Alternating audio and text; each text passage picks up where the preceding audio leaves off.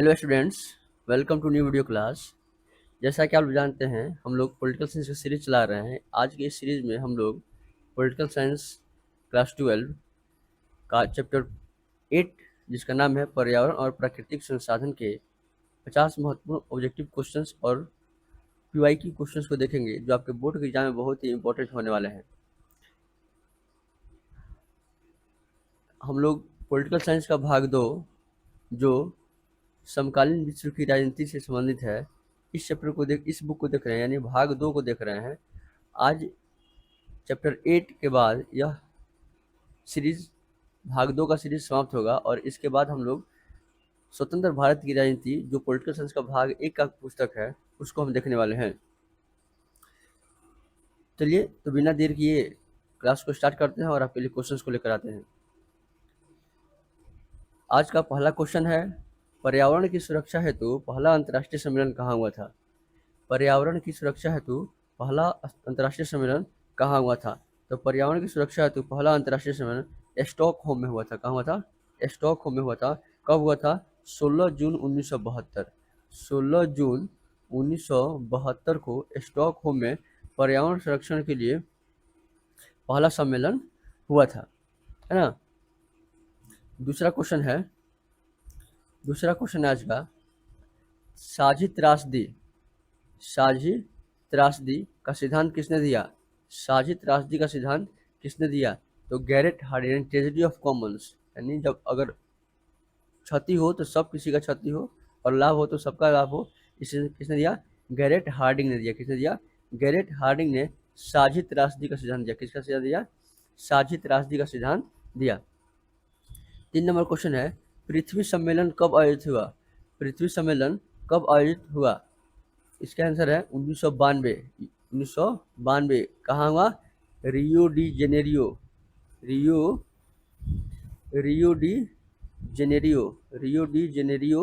Brazil में हुआ। कहाँ हुआ? Brazil, Rio de Janeiro Brazil में पृथ्वी सम्मेलन हुआ 1992 में। कब हुआ? 1992 में। अगला क्वेश्चन है, 1992 का पृथ्वी सम्मेलन कहाँ हुआ?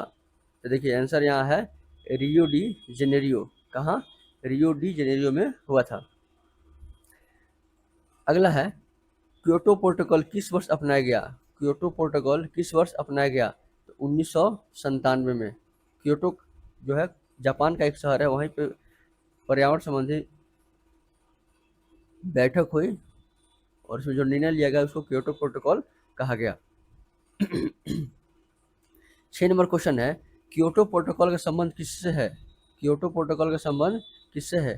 तो जलवायु परिवर्तन से। किससे है? जलवायु परिवर्तन, जो हम चरम मौसमी घटनाएं घटती है उससे कैसे संतुलन पाया जाए, इससे संबंधित है क्योटो प्रोटोकॉल। अगला है, वैश्विक साझा संपदा उदाहरण।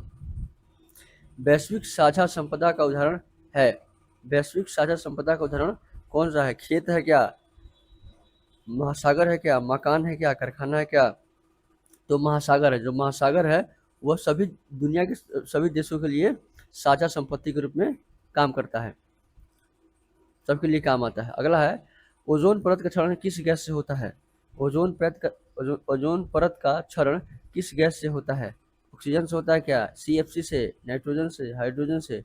तो CFC का मतलब होता है क्लोरोफ्लोरोकार्बन। क्या होता है? क्लोरोफ्लोरोकार्बन जो हमारे ओजोन परत को क्षति करने में बहुत महत्वपूर्ण भूमिका निभाता है। अगला है, CDBR का पूर्ण रूप क्या है? CDBR का पूर्ण रूप क्या है? इसका मतलब होता है common but differentiated responsibilities. Common but differentiated responsibility, इसका मतलब क्या होता है? सबकी समस्याएं तो एक है, लेकिन सबकी जिम्मेदारियां अलग अलग होनी चाहिए। ऐसा क्यों है? क्योंकि हम जानते हैं कि दुनिया जो है 2 भागों में बटी हुई है ना, विकसित देश और विकासशील देश। कौन देश? विकसित देश और विकासशील देश। तो विकसित देश आज विकसित कैसे हुए हैं? विकसित देश आज विकसित कैसे हुए हैं? क्योंकि उन्होंने पहले ही पर्यावरण का बहुत अधिक क्षरण किया है और अपने आवश्यकताओं की पूर्ति की है। जैसे इंग्लैंड में 1700 ईस्वी में क्या हुई थी? औद्योगिक क्रांति हुई थी। लेकिन भारत और 9 स्वतंत्र राज्यों में जो औद्योगिक क्रांति हुई बहुत बाद में हुई, और जब औद्योगिक क्रांति हुई तब तक वे जो विकसित देश है वे जागरूक हो चुके थे पर्यावरण के प्रति भी। लेकिन जो विकसित देश हैं, जो विकासशील देश हैं, वे तो अभी अपना विकास नहीं कर पाए हैं, तो उनको अपना विकास करना है, और जो अपना विकास कर लिए हैं उनको अब पर्यावरण की चिंता हो रही है ना। तो जिम्मेदारी तो आज जो स्थिति है इसकी जिम्मेदारी तो जो विकसित देश हैं उन्होंने उनको इसकी जिम्मेदारी लेनी चाहिए, है ना। इसलिए यह टर्म आया कॉमन बट डिफरेंशिएटेड रिस्पॉन्सिबिलिटी। जो पहले विकसित जो देश आज बन रहे हैं उनकी जिम्मेदारी अधिक है न कि विकासशील देशों की। अगला है 10 नंबर, ग्रीन हाउस प्रभाव का मुख्य कारण क्या है। ग्रीन हाउस प्रभाव का मुख्य कारण क्या है, CO2, O2, H2 या हीलियम। तो CO2 यानी कार्बन डाइऑक्साइड ग्रीन हाउस प्रभाव का मुख्य कारण है। अगला क्वेश्चन है 11 नंबर, रियो सम्मेलन में किस एजेंडा को स्वीकार किया गया। रियो सम्मेलन में किस एजेंडा को स्वीकार किया गया। तो एजेंडा 21। एजेंडा 21 क्या है, एजेंडा 21 है कि 1992 में हुआ था। 1992 में क्या हुआ था, रियो डी जेनेरो में पृथ्वी सम्मेलन हुआ था, और इसमें निर्णय लिया गया कि 21वीं सदी में हमें क्या करना है। 21वीं सदी के लिए टर्म यूज हुआ है एजेंडा 21। 21 जो है 21वीं सदी को दर्शाता है। अगला है विश्व पर्यावरण दिवस कब मनाया जाता है। विश्व पर्यावरण दिवस 5 जून को मनाया जाता है। कब मनाया जाता है, 5 जून को। याद रखिए, क्वेश्चन देखिए पूछा हुआ है, PYQ है, यानी प्रीवियस ईयर क्वेश्चन पूछा हुआ है। विश्व पर्यावरण दिवस 5 जून को मनाया जाता है। 13 नंबर क्वेश्चन है, UNFCCC का संबंध किससे है। United nation framework convention on climate change. United nation framework convention on climate change का संबंध किससे है। तो इसका क्लाइमेट चेंज शब्द आया यानी पर्यावरण से, इसका संबंध किससे है, पर्यावरण से है। 14 नंबर क्वेश्चन है, 14 नंबर क्वेश्चन क्या कर रहा है, 14 नंबर क्वेश्चन कह रहा है विश्व परिवर्तन का, जलवायु परिवर्तन का मुख्य कारण क्या है। जलवायु परिवर्तन का मुख्य कारण क्या है, वनारोपण। क्या जंगल लगाने से जलवायु परिवर्तन होगा, नहीं होगा। बारिश होने से जलवायु परिवर्तन होगा, नहीं होगा। सिंचाई से होगा, नहीं होगा। औद्योगिकरण यानी जितना हम उद्योग लगाएंगे, उद्योगों से गंदी हानिकारक हवाएं निकलेगी, उद्योगों से नदियों में पानी, गंदा पानी जाएगा, जिससे इकोसिस्टम खराब होगा। तो औद्योगिकरण जो है यही जलवायु परिवर्तन का मुख्य कारण है। अगला है ग्लोबल कॉमन शब्द का अर्थ क्या है। ग्लोबल कॉमन शब्द का अर्थ क्या है, तो ग्लोबल कॉमन शब्द का है साझा वैश्विक संपदा। क्या है, साझा वैश्विक संपदा। इसका मतलब है साझा वैश्विक संपदा। 16 नंबर क्वेश्चन है, 16 नंबर क्वेश्चन है जैव विविधता का अर्थ क्या है। जैव विविधता का अर्थ क्या है, तो जैव विविधता का अर्थ है विभिन्न प्रकार के जीव जंतु एवं वनस्पतियां। विविधता मतलब क्या होता है, अलग अलग प्रकार की जो जीव रहते हैं, वस्तुएं रहते हैं, तो जो विविधता कहते हैं। जैव है यानी जीवन, क्या है, अलग अलग जीव जंतु पाए जाते हैं, तो इसे जैव विविधता कहेंगे। अगला 17 नंबर क्वेश्चन है, भारत ने क्योटो प्रोटोकॉल का समर्थन किया। क्या भारत ने क्योटो प्रोटोकॉल का समर्थन किया, तो हाँ, भारत ने क्योटो प्रोटोकॉल का समर्थन किया। अगला क्वेश्चन 18 नंबर कह रहा है कि किस सम्मेलन में सतत विकास पर बल दिया गया। किस सम्मेलन में सतत विकास पर बल दिया गया, तो रियो सम्मेलन में। किसमें, रियो सम्मेलन में सतत विकास पर बल दिया गया। अगला क्वेश्चन 19 नंबर है कि सतत विकास का विचार किससे जुड़ा है। सतत विकास का विचार किससे जुड़ा है, तो वर्तमान और भविष्य दोनों की आवश्यकता, यानी जो वर्तमान में जो लोग हैं या भविष्य में जो आने वाली पीढ़ियां हैं उन सभी की आवश्यकता को ध्यान में रखकर विकास किया जाए, वैसे विकास को सतत विकास कहा जाता है।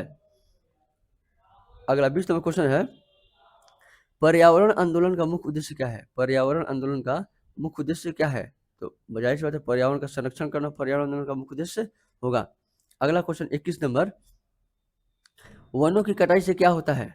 वनों की कटाई से क्या होता है, जैव विविधता बढ़ती है क्या, जैव विविधता घटती है, जैव विविधता प्रदूषण कम होता है, इनमें से कोई नहीं। तो वन जब कटेंगे तो जैव विविधता कम होगी, यानी जानवरों की संख्या, जीवों की संख्या घटेगी। 22 नंबर क्वेश्चन अगला कह रहा है कि विश्व की सबसे बड़ी साझा संपदा कौन है। विश्व की सबसे बड़ी साझा संपदा कौन है, वायुमंडल है, घर है, सड़क है, बाजार है। तो इसका क्या है, वायुमंडल। वायुमंडल सबके लिए है ना, हम सब वायुमंडल में सांस लेते हैं, जीते हैं, इसलिए वह सब साझा संपदा है ना। अगला क्वेश्चन है, अगला क्वेश्चन है ग्रीन पीस क्या है। 23 नंबर क्वेश्चन है ग्रीन पीस क्या है, तो ग्रीन पीस एक पर्यावरण संगठन है जो पर्यावरण से संबंधित मुद्दों पर बात करता है। अगला 24 नंबर क्वेश्चन देखिएगा, भारत ने पर्यावरण संरक्षण हेतु कौन सा कानून बनाया। भारत ने पर्यावरण संरक्षण हेतु कौन सा बनाया, तो पर्यावरण संरक्षण नियम 1986। पर्यावरण संरक्षण नियम 86 भारत द्वारा बनाया गया है पर्यावरण को संरक्षित करने के लिए। 25 नंबर क्वेश्चन है, वैश्विक ताप वृद्धि का परिणाम है, वैश्विक ताप वृद्धि का परिणाम क्या है? तापमान, हिम नदियों का पिघलना, तापमान का घटना, वर्षा समाप्त होना, इनमें से कोई नहीं। तो क्या तापमान घट रहा है? देख रहे हैं गर्मी हो रही है। आज देखिए यूरोप की हालत ऐसी है कि 30 से 35 डिग्री सेल्सियस पर वहाँ के रोडें सड़कें पिघल रही हैं, है ना। तो इन तापमान बढ़ रहा है, जिससे गर्मी होने से हिम नदी की जो ग्लेशियर है, जहाँ से हमारे नदी जल का स्रोत है, वो ग्लेशियर अधिक मात्रा में पिघल रहे हैं और समाप्त होने के कगार पर आ रहे हैं। तो इसका आंसर हो जाएगा ए। अगला 26 नंबर क्वेश्चन है, ओजोन परत किस मंडल में पाई जाती है? ओजोन परत किस मंडल में पाई जाती है? ओजोन परत किस मंडल में पाई जाती है? तो ओजोन मंडल में समताप मंडल में पाई जाती है। किसे पाई जाती है? समताप मंडल में पाई जाती है। अगला है 27 नंबर क्वेश्चन, संसाधन भू राजनीति किससे संबंधित है? संसाधन भू राजनीति किससे संबंधित है? प्राकृतिक संसाधनों पर नियंत्रण, खेल, संस्कृति, धर्म। जिसका होगा प्राकृतिक संसाधनों पर नियंत्रण से संबंधित है। संसाधन भू राजनीति प्राकृतिक संसाधनों पर नियंत्रण से संबंधित है। अगला क्वेश्चन है 28 नंबर क्वेश्चन क्या कह रहा है? पेट्रोलियम किस प्रकार का संसाधन है? पेट्रोलियम किस प्रकार का संसाधन? नवीकरणीय है या अनवीकरणीय है या जैविक है या मानव निर्मित है? क्या पेट्रोलियम को मानव बनाता है? नहीं। जैविक है? नहीं। क्या नवीकरणीय? नवीकरणीय और अनवीकरणीय किसे कहते हैं? नवीकरणीय मतलब जिसे पुनः प्राप्त किया जा सकता है, और अनवीकरणीय मतलब जिसे पुनः प्राप्त नहीं किया सकता। तो क्या पेट्रोलियम एक बार अगर जल जाएगा, धुआं बन जाएगा, तो उसे हम क्या पुनः प्राप्त कर पाएंगे? तो नहीं कर पाएंगे। तो यह अनवीकरणीय है।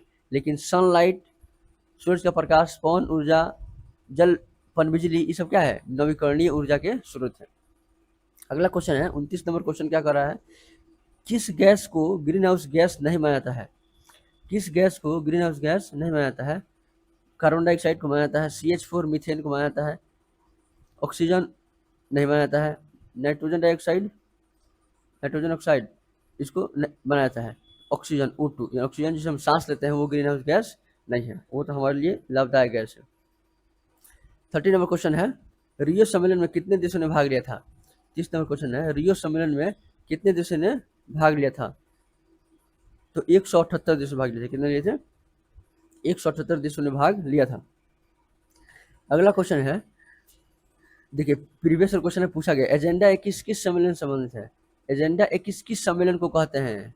तो रियो डी जेनेरियो ब्राजील में जो सम्मेलन था उसको एजेंडा 21 से संबंधित है, वहीं पे निर्णय लिया गया था एजेंडा 21, है ना। अगला है 32 नंबर क्वेश्चन, विश्व पर्यावरण दिवस की शुरुआत किस सम्मेलन के बाद हुई थी? विश्व पर्यावरण दिवस की शुरुआत किस सम्मेलन के बाद हुई थी? तो स्टॉकहोम, पहला नंबर क्वेश्चन आज यही हुआ है। स्टॉकहोम सम्मेलन, आप लोग कमेंट बताइए कब हुआ था स्टॉकहोम सम्मेलन, है ना। स्टॉकहोम सम्मेलन के बाद से विश्व पर्यावरण दिवस 5 जून को मनाया जाने लगा। अगला 33 नंबर क्वेश्चन है, भारत किस सिद्धांत का समर्थन करता है? भारत सामान्य उत्तरदायित्व का सिद्धांत, साझा लेकिन विविध उत्तरदायित्व, निजी उत्तरदायित्व या कोई नहीं। तो भारत किसका समर्थन करता है? साझा लेकिन विभेदित उत्तरदायित्व। क्यों करता है? क्योंकि भारत भी एक विकासशील देश है, भारत भी एक विकासशील देश है, विकसित देश नहीं है, इसलिए भारत भी साझा लेकिन विभेदित उत्तरदायित्व की बात करता है। अगला 34 नंबर क्वेश्चन है, जलवायु प्रदूषण का मुख्य कारण क्या है? जलवायु प्रदूषण का मुख्य कारण क्या है? औद्योगिक अपशिष्ट है, वर्षा है, हवा है या सूर्य है? तो औद्योगिक अपशिष्ट है, यानी जो उद्योगों से निकलने वाले कचरे हैं वे जल प्रदूषण के प्रमुख कारण है। इसके जल प्रदूषण के प्रमुख कारण है। जैसे चीनी मिल में आप देखते होंगे कितने गंदा पानी, जिसमें काला काला पानी निकलता है, नदी में उसको छोड़ देते हैं तो नदी का पानी क्या होता है?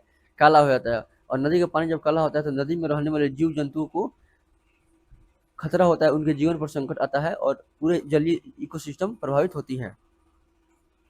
अगला 35 नंबर क्वेश्चन है, कह रहा है वायु प्रदूषण के मुख्य स्रोत हैं, वाहन है, पेड़ है, नदी है, खेत है। तो वाहन, जो हम आजकल डीजल और पेट्रोल पर चलने वाले वाहन इस्तेमाल कर रहे हैं, वह क्या है? वायु प्रदूषण के स्रोत हैं। अगला है 36 नंबर क्वेश्चन, पर्यावरण संरक्षण के लिए वृक्षारोपण आवश्यक है। आप लोग पूछ रहा है क्या पर्यावरण को बचाने के लिए हमें पेड़ लगाना चाहिए? तो एकदम लगाना चाहिए, सही है, लगाना चाहिए, है ना। क्योटो प्रोटोकॉल किस महादेश में स्वीकार किया गया था? 37 नंबर, क्योटो प्रोटोकॉल किस देश में स्वीकार किया गया था? तो आप पीछे बताया था कि क्योटो किस देश का एक शहर है, तो जापान का एक शहर है क्योटो प्रोटोकॉल, और वहीं पे जापान का एक शहर है क्योटो, और वहीं क्योटो में पर्यावरण संबंधी जलवायु परिवर्तन के लिए सम्मेलन हुआ था, जिसे क्योटो प्रोटोकॉल के नाम से जानते हैं। अगला है 38 नंबर, ग्लोबल साउथ से आशय है। देखिए, ग्लोबल साउथ से आशय क्या है, किसको ग्लोबल साउथ कहते हैं? तो ये आपका पृथ्वी है, पृथ्वी के जो इधर के अमेरिका है, यूरोप है, इधर ऑस्ट्रेलिया है ना, लेकिन जो यहाँ दक्षिणी अमेरिका है, अफ्रीका है, और ये एशिया है, इसको पूरा को मिला कर क्या कहता है, ग्लोबल साउथ कहता है। और ग्लोबल साउथ मतलब जो विषुवत रेखा के कहाँ है, दक्षिण में है, साउथ में, विषुवत रेखा के साउथ यानी दक्षिण में, इसलिए इसे ग्लोबल साउथ, वैश्विक दक्षिण कहा जाता है। और ये कैसे देश है, तो विकासशील देश है। कैसे देश है, विकासशील देश है। जो यूरोप है, अमेरिका है, ये ग्लोबल नॉर्थ या विकसित देश कहलाते हैं, है ना। अगला 39 नंबर क्वेश्चन है, भारत का प्रमुख पर्यावरण आंदोलन कौन सा है? भारत का प्रमुख पर्यावरण आंदोलन कौन है? चिपको आंदोलन है क्या, भारत छोड़ो आंदोलन, स्वदेशी आंदोलन, असहयोग आंदोलन? तो चिपको आंदोलन, चिपको आंदोलन की शुरुआत सुंदरलाल बहुगुणा के नेतृत्व में किया गया था। यह जंगल बचाने के लिए, पर्यावरण बचाने के लिए किया गया आंदोलन था। अगला है, चिपको आंदोलन किससे संबंधित था? देखिए आ गया, वन संरक्षण से। किससे? जंगल बचाने के लिए, जंगल बचाने से संबंधित था, वन संरक्षण से। अगला 41 क्वेश्चन है, नर्मदा बचाओ आंदोलन का संबंध किससे है? नर्मदा बचाओ आंदोलन का संबंध किससे है? तो नदी एवं विस्थापन, यानी नदी को बचाने, नर्मदा नदी को बचाने, और नर्मदा नदी पर बांध बनने के कारण हो रहे लोगों को विस्थापन को बचाने के लिए नर्मदा बचाओ आंदोलन किया गया था। अगला है 42 क्वेश्चन, सतत विकास की अवधारणा कैसे, किस रिपोर्ट से लोकप्रिय हुई? सतत विकास की अवधारणा किस रिपोर्ट से लोकप्रिय हुई? तो बर्टलैंड आयोग, बर्टलैंड रिपोर्ट से, बर्टलैंड आयोग में सबसे पहले सतत विकास की अवधारणा का जिक्र किया गया था।